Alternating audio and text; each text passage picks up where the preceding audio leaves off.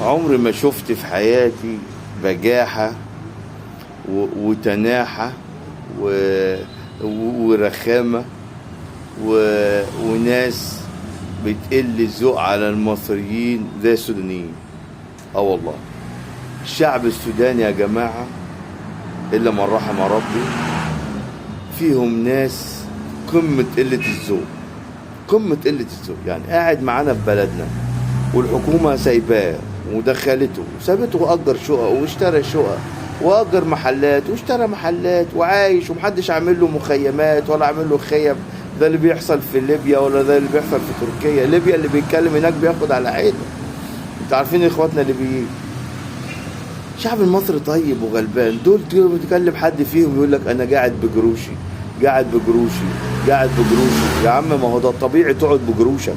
هو انا الطبيعي اللي اصرف عليك مثلا؟ هو ده طبيعي انا اصرف عليك؟ في كمية بجاحة يا جدع. يا جدع ده انت بلد فتحت لك بيبانها. يا جدع ده انتوا مش متحملين بعض. ده انت يعني انت بتقول للسودانيين واحنا الشهامة مين؟ امال مين اللي بيموت مين؟ مين اللي بيقتل في مين؟ مين اللي بيغتصب النساء؟ مين؟ مش سوداني زيك ولا حد غريب يعني. لا حول ولا قوة الا بالله. هتقول لي ليه انت بتقول كده؟ اقول لك يا جدع مفيش حتى كلمة شكر. نشوف فيديوهات كده على النت بيشتموا في المصريين وبيشتموا مصر وبيشتموا الرئيس وبيشتموا كل حاجة، ويقول لك احنا مصر دي احنا هناخدها واحنا هنحتلها، فصل دي هناخدها، مش عارف مين هناخده. يا جدع تحتل مين وتاخد مين؟ تحتل مين وتاخد مين؟ هو ما قدرش على العنزة قال لك هات عيالها. يعني هو ما قدرش يشيل العنزة قال لك هات عيالها نشيلها. يا عم بدل ما تاخد مصر اولى بيك ما كنت تحرر بلدك، اولى بيك ما كنت سبت بلدك يا عم الغضنفر. عم الغضنفر يا ذل يا غضنفر.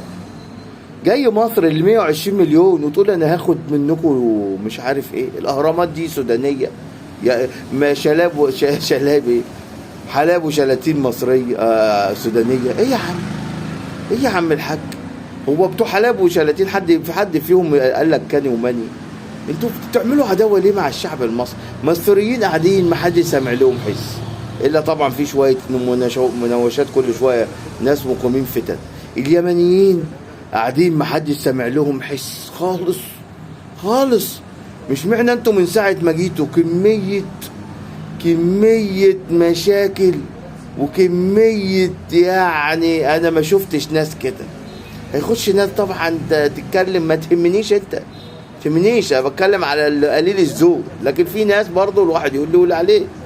في سودانيين محترمين جايين ياكلوا عيش ما في حالهم، مؤدبين، مفيش اي مشكله فيهم، وعيالهم في الشارع مع اولادنا وجنبنا وناس محترمه.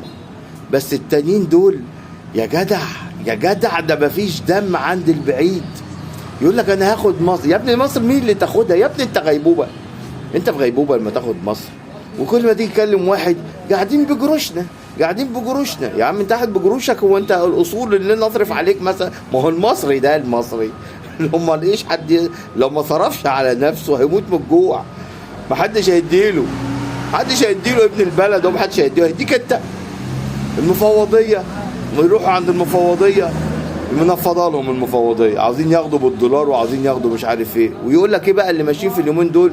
يقول لك خش في المشاكل مع المصريين كتير عشان نطلب حقوق اللجوء للدول التانية. نروح بصوا احنا مضطهدين في مصر، مضطهدين والله. يعني تلاقيهم يخشوا كده في مشاكل مع مصريين. لا هو عاوز يخش وعاوز يعمل مشكله عشان يروح يعمل محضر ويروح يقول لك انا مضطهد في مصر. يا جماعه انا عاوز لجوء، عاوز اسافر على النمسا، اسافر سويسرا، امريكا، انا مضطهد، انا بيعاملوني عنصري. والمصريين اغلب منهم ما فيه. المصري ده غلبان بيقضي بقيت يوم يعني بقيت عشان نوم. مفيش مصري بينزل الصبح بيقول يا عم يعمل مشاكل مع حد. الناس تقول لك انت مركز ليه مع السودان؟ انا مركز عشان انا في المطبخ. انا ما شايف الناس حواليا. فيصل ده انا مش في فيصل، انا في ام خرطوم، ام درمان كده يعني، واخد لي بالك انت، دارفور كده. انا في المطبخ. انت ما شفتش حاجه. انا عاوز اي حد ينزل فيصل يدور يقول فين المصريين فين؟ اقول والله ممكن تسال قدام شويه ممكن تلاقي مصري. يعني غلط. احنا هنا الشقق ب 10,000 و 15,000. المحلات ب 7000 و 8000 بسببهم، بسبب الجشع طبعا. اللي بيأجر المصري ما هو جشع، بس بسببه. ما هو ليه واحد بيدفع؟ ما هو يا جماعه هو بيدفع فلوس مش تعبان فيها. مش تعبان فيها. ما هو انا عرفت القصه ماشيه ازاي. هم عندهم ناس مغتربين بره، ناس بره. الناس اللي بره دي بتبعت لهم بالدولار. انت تخيل انت مثلا محل 8000 جنيه، هو بيبعت له مثلا 150 دولار 200 دولار، بلح ولا اي حاجه، ولا اي حاجه. ويقعد في شقه لا مؤاخذه 8000 9000 جنيه، هو يأجر بيته هناك مثلا ب 20 25 الف جنيه هناك. يأجره هناك. ما هو الجنيه عندنا انت فاهم ساعه تعويم الجنيه نزل. و200 ايه يعني 10000 جنيه مش حاجه. ما انا باخد 15 كمان احطها في جيبي. ما هو بيأجر ب 25 يبقى انا هاخد 10 15 احطها في جيبي. مين اللي بيلبس في الحيطه؟ المصريين. انا عاوزك يا مؤمن تنزل فيصل وتسأل لي على اي ايجار شقه. الناس دلوقتي يا عيني بيطلع من الشقه بيقول له يا باشا اسف الشقه جاي لي فيها 10000 جنيه. يا باشا انا مأجر ب 2000. 10 كتير كتير كتير. هتيجي تقول لي ما هو الجشع ما هو جشع، بس ما هو انتوا برضه الفلوس مش طبيعيه. واحد هرب. طب مش معنى السوريين خلي بالك، ما هم قاعدين في اكتوبر الاسعار ما نطرتش. غير كده كمان هم نازلين باعداد رهيبه قوي وفي حته واحده.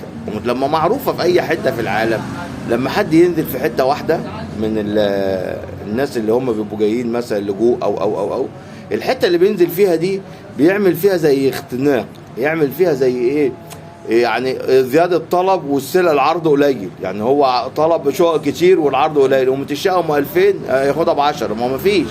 لكن في المقابل في مثلا منطقه تانية او مدينه تانية الشقق زي ما، بس هم مركزين في حته واحده. يقول لك احنا هناخد منكم فيصل. باخدها بس لما تعرف تاخد بلدك الاول وتحررها، وروح ارقص في الحفلات كده وظبط دنيتك. الناس هناك سايبينهم بيحاربوا وانتوا قاعدين هنا تترقصوا. ولما الحرب تخلص هناك ترجعوا احنا رجعنا بلدنا. ما فيش احلى من تراب الوطن. كنت سبت ليه تراب الوطن يا اخويا؟ سبت ليه؟ صباح الفل على تراب الوطن.